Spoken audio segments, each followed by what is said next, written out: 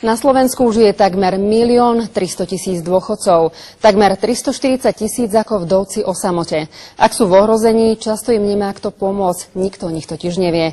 Pomôcť im môže mobilný asistent, ktorý 6 rokov vyvíjali v Česku. Za monitorovací prístroj seniorov získali univerzity množstvo vývojárskych cien.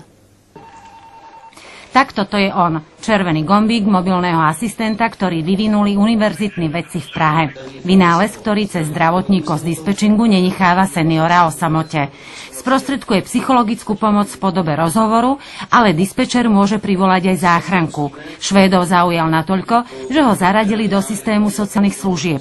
V Česku ho zatiaľ používa viac ako 300 ľudí. Za rok spustili priemerne 46 alarmov. Systém zachránil 4 životy. Alarm prišiel na centrálu. Viera Bernasovská dostala asistenta od rodiny potom, ako stratila pamäť na niekoľko hodín. Má strach, že sa to zopakuje. Robili mi rôzne vyšetrenia, asi nič nepamätám, to trvalo asi 4 hodiny. Keď som sama, tak vtedy to nosím.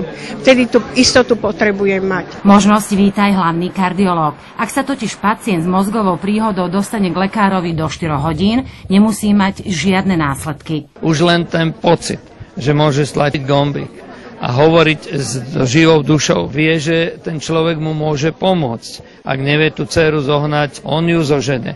Alebo keď je stav až tak urgentný, tak privolá RZPčku. Prístroj zatiaľ zdravotné poisťovne nepreplácajú. V Česku ho osamelým dôchodcom požičiavajú niektoré mestá a obce. Ideálne by bolo, keby takíto mobilní asistenti boli priamo napojení aj na centrálny pult tiesňového volania 112. Ministerstvo vnútra nám povedalo, že túto možnosť nevylučuje. Skúma možnosti zavedenia obdobného systému. Počítame s tým, že by bol potom priamo napojený na 112. Na trhu existuje viacero podobných systémov, preto zatiaľ nie je jasné, či ministerstvo uvažuje o českom systéme alebo o inom type. Lucia Tomečková, RTVS.